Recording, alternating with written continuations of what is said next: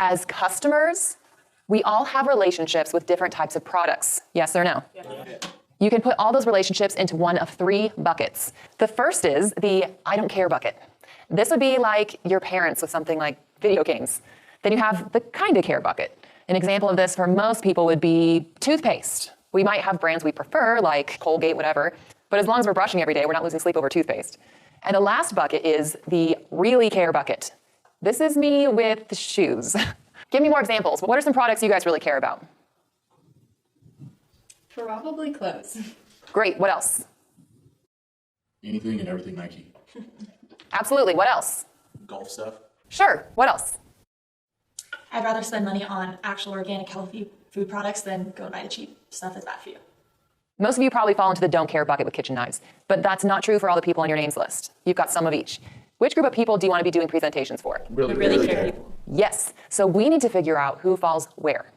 Best types of people to see are Cutco owners because they already know and love this stuff. I had never heard of Cutco before coming into this job, and during my fast start, I realized that half of my family already owned it. The best customers to see are people who are married, for sure. People who own a home and are married and have a job. The married person cooks for their spouse, often kids, and they actually have a use, and they're actually getting more value out of the knives, and they're more likely to buy. You know, if they like to cook, I think that's always a plus. I would rather show like a middle-class family than a rich single person, because the rich single person goes out to eat, they never cook for themselves anyway. Seeing people that are in a position to buy, it only just makes it's not about getting the sale necessarily, it just makes it more comfortable for them. When you put the homemaker on a 5-pay, it's like, I could really afford it if I really had to. And so there's no reason that a person that works a full-time job and owns their home and has kids shouldn't be able to afford it. Put knives on pause for a second. Let's go back to dining room tables and chairs. Let's say a person is single, no family, nobody to cook for, they eat out a lot. Which bucket is this person likely to be in with dining room tables? They don't care. It's not really. Right, the don't care. They might eat most of their meals on the couch watching Netflix for all we know.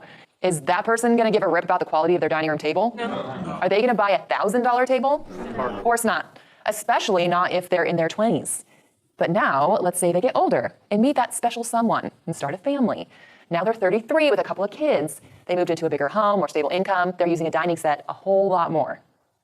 What buckets might they fall into now? Kind of care, really care. They don't want their kids spilling all over the couch and leaving dishes everywhere. Plus, they need a table for other things, homework, school projects, whatever. Now, over time, what's gonna happen to that table? Could it get chipped or scratched? Yeah. Could it get a wobbly leg? Yeah. What about ink or paint or something from an art project? Yes. Now let's say I upgrade to a different part of the home. Let's say I spend $3,000 on a new couch set. Now I'm on a spending spree. Do I still want to use that old dining room table I got at my wedding? Or do I want something nicer? Something new. Now over time, things change. They get exposed to new things, like a Cutco presentation, for instance. Kind of care suddenly becomes what? Really care. So the real question to be asking is which people will be the most likely to buy? Who's gonna like the presentation the most, and who can recommend me to other great people? And the answer is people that 1, can buy, 2, should buy, and 3, want to buy. These people are part of the Really Cares group. Show Cutco to them, and you'll love the results. Let's break these down and make it crystal clear, black and white, starting with the first one. How do you know if somebody can buy Cutco or not? Ask yourself 3 different questions. Number 1 is, do they have an income? Pretty straightforward. They either make money or they don't. If they don't have an income, you're asking them to choose between Cutco and food or Cutco and shelter, and Cutco isn't gonna win, I hope. Number 2 is, do they have a career? If they go to work at the same time every day, it means they have a career. If the work they do requires an education, that means they have a career. If they own their own company, if they have employees, if their company's successful, it means they have a career. Getting paid hourly isn't bad, but you're easier to fire. Focus on people with careers, teachers, accountants, doctors, lawyers, business owners, people that work for the city or the state or the biggest company in the area, people with stability. Side note, if they don't have a career yet, recommend them to our Team Builder program. The easiest way to land a great job is to have legitimate resume experience like the kind you're getting. And finally, number 3 is, do they own a home? If somebody owns a home and has an income, they can definitely afford Cutco. Maybe not everything, but something. The only question will be, do they what? Want it. I'll add a caveat to owning a home, and that is people who rent by choice. Some people rent by choice because of geographical location. For example, 90% of people in big cities rent because it's expensive, and not everyone's gonna buy a penthouse. Other people may rent by choice to be part of something, like a beach community or live in a trendy part of town. If they're renting and situated and happy, they're still in a can-buy situation. But if they rent because they have no choice, that's a different story. If someone's struggling to make rent every month, they're gonna laugh when you show them $1,000 cutlery. So don't waste their time and don't waste yours. Do you guys see the difference there? Yeah. So, okay, everybody pull out your names list. We're going to take some time to go through every name on your list and figure out who the best people are to show first. Remember what I told you about the whole goal of training? 6 words. Show your best 5 customers first. Let's start by figuring out who the can buys are. I'll start the timer. Go through and put a C next to anyone that, number 1, has an income or a career, number 2, owns a home or rents by choice, or ideally both 1 and 2. If they don't have an income, no career, don't own a home, leave them blank. Okay, get writing.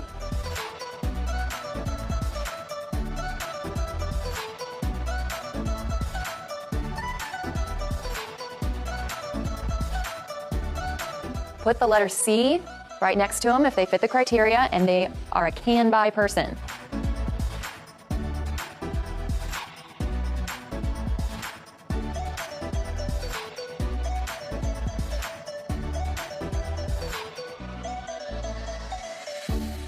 No income, no career, no home, leave them blank. They're not bad people. They just shouldn't be one of your first 5 presentations.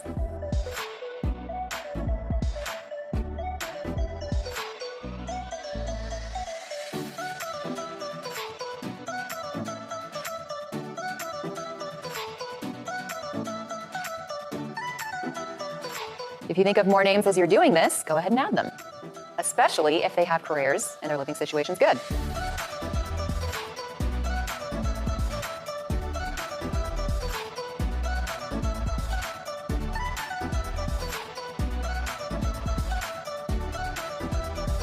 What if you don't know?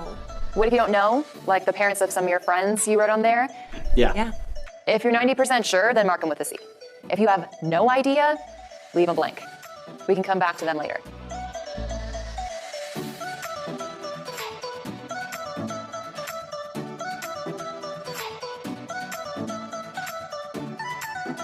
Use good judgment here, guys. The whole goal of this is to help you work smart.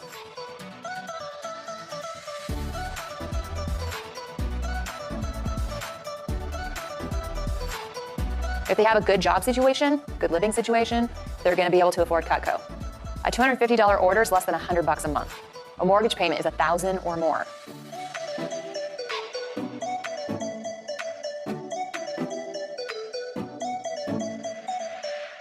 Okay, good stuff. Any questions on that? No. All right, the next step is to identify the can buys that have a need for quality cutlery. People that'll use this stuff every day. We call these should buys because Cutco will make their lives 10 times better. Who are the people on your list that should buy Cutco? Again, 3 different questions. Number 1, are they married? Married people should buy because they're going to be doing a lot of what? Cooking. Right. The majority of married couples don't eat out 21 times per week. 1 or both of them cook. Now, what if they're not married, but they're in an established relationship? Like what if they've lived together for years, but they're not going to get married because that's not what they do? Or they're widowed or a blended family where they both have kids. What about them? Technically not married, but I'll let that count. Number 2, do they have children? People with children cook more because, in most cases, the children can't. If a family of 4 ate out 21 times a week, they'd be spending $5,000 a month. Better idea? Buy Cutco. Cook more, eat healthier, and save what? Money. Right. The longer they own it, the more they save. And finally, number 3 is, are they over 30? We talked about this before. People 30 years or older have more war stories using bad knives, and they'll see the value in Cutco right away. If you were listening to me before, every person or couple on your list should be over 30. If somebody's over 30 and is either married or has kids, there is 0 question about whether or not they'll use Cutco. The only question will be, do they what? Want it. All right, back to the names list. We're only going to focus on the can buys that you marked before. So just the C's. We want to identify the can buy, should buys, the CS's. So with just the C's, go through and put an S next to anybody that's married or has kids. Married or has kids. Or both. Of course, they should be 30 or older too. If they're over 30 but are single and have no kids, leave them blank for now. We'll come back to them in a minute. Let's start the timer. Is everybody writing? Yes, I know we're spending a lot of time on this. It's that important. I want to get you guys off to a fast start.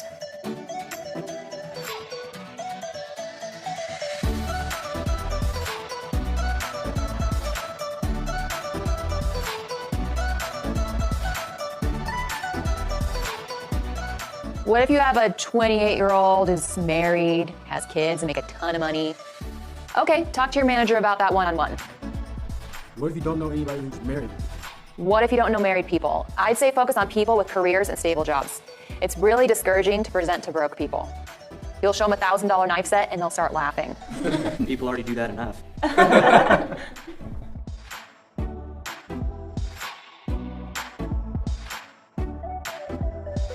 If you get done early, keep adding names. 30 or older, married, has kids, or both. These are the CSs.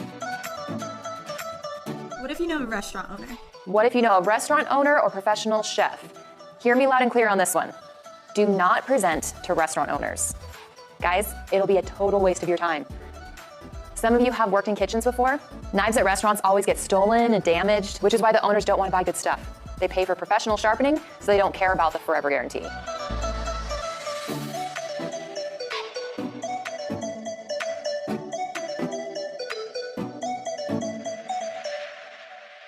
How'd everyone do? Good. Finally, let's identify the people that'll most want to buy. What determines if someone will want to buy or not? 3 dead giveaways.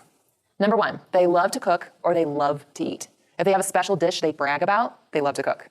If they have a lot of kitchen stuff like a mixer, a blender, a Keurig, maybe they're health nuts. Guys, if they love cooking, it's not a big deal for them to spend $500 on something they're going to enjoy every day for the rest of their lives. And here's another sign. What if they already own Cutco? Do you want to show them a presentation? Straight up. Owning Cutco for 3 to 5 years is a better conviction builder than anything you're going to do in 30 to 50 minutes. Plus, there's a ton of upgrade options. Number 2, they love to host. If they host a lot, they want good stuff in the kitchen. They want people to come over and enjoy themselves, and they want to impress their guests. Think about holidays, hangouts, team breakfasts. Athletes, show the team breakfast mom for sure. And if they do weekly dinners, some people have the extended family come over every Sunday for dinner. Cutco's going to blow their minds. And finally, third thing, if they love high quality. How do you know if someone loves high quality? They got nice stuff. That's right. They don't have to be rich, although they can be. If they have a nice car, a nice home, maybe a second house or a vacation home, maybe they have a hobby or travel a lot. If they have a lot of toys, that means they love high quality and they're going to love Cutco. It's the best in the world. If they have a second home, don't be afraid to do the checkout close. You know what that is? No. What that means is we've had representatives sell a set to a customer, and while they were writing up the order, they asked, want to get a second one for your lake place, your camper, your mountain home, the shore house, wherever? That one question could be worth hundreds of dollars to you. Okay, go back to your names list one last time and let's label the want to buys. Do this with the CSs. Go through and put a W next to anybody that loves to cook, loves to host, or loves high quality. When somebody has all 3 letters, they're a CSW, and they're your best chance of making a sale. And ladies and gentlemen, there is nothing Like a sale. Ha! You didn't even have to look up on that one.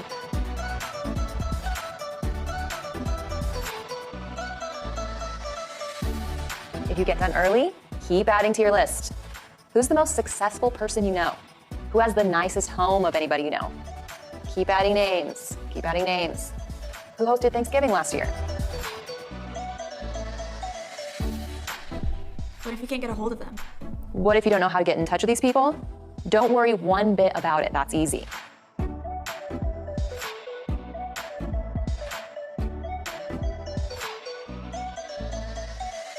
Loves to cook, loves to host, loves high quality. Find your CSWs. What if you don't know rich people? What if you don't know any rich people? I didn't say rich people. I said people who like nice things. Some rich people buy junk, some not so rich people buy Corvettes. It's all about value.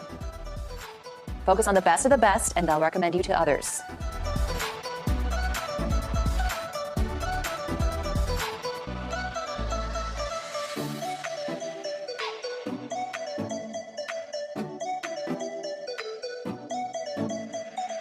Okay, everybody count up all your CSWs. How many of you have at least one CSW? Ladies and gentlemen, I've seen people sell 100K starting with one great prospect. How many of you have at least 5? Anybody with 10 or more? Guys, I'm telling you, do what I teach you and you're gonna crush Vector. I already know what everybody on your list is gonna say when you show them Cutco. The C's only, who don't care about knives, would say this: Cutco's too expensive, my dollar store knives are fine. The CS's, the kind of care people, do a great job with them and they'll have a great shot at buying. Maybe a smaller set, maybe a 250 average order, maybe a homemaker. You never know. But you absolutely want to start with your CSWs. Those people can buy, should buy, and want to buy. They're the ones who really care during the presentation. And if you crush it, maybe they'll buy $500 worth of accessories or a signature, an ultimate, or flatware or cookware. And when you present to a CSW, who do they recommend you to? In a little bit, we're going to start setting up presentations. The second training is over, your mission is to put Cutco in front of as many CSWs as possible. Not everybody's going to buy, and that's okay. But picking the right person for your first presentation is so important, and here's why. The first demo is so key because that's where you get a fast start to your fast start.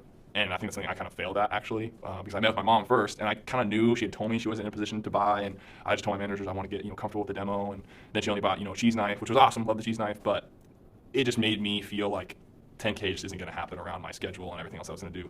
But I know if I probably would have sold a signature on my first demo, then all of a sudden it's like, man, maybe I can. So just you have to play those psychological games with yourself a little bit and kind of like set yourself up for success so that the rest of your fast start can be successful as well.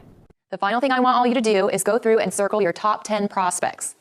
These are the people you're going to contact first. And you're going to try to present to them your first 3 days. Not everyone will be able to, and that's okay. But they'll give you the best chance. Go through and circle your top 10 customers.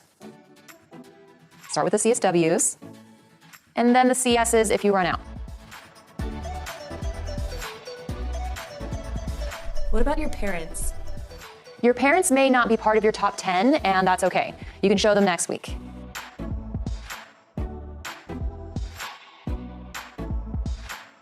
If you get finished early, keep adding to your list. Your top 10 CSWs. If you don't have 10, circle the best CSs. If you have a tiebreaker, ask your manager for help.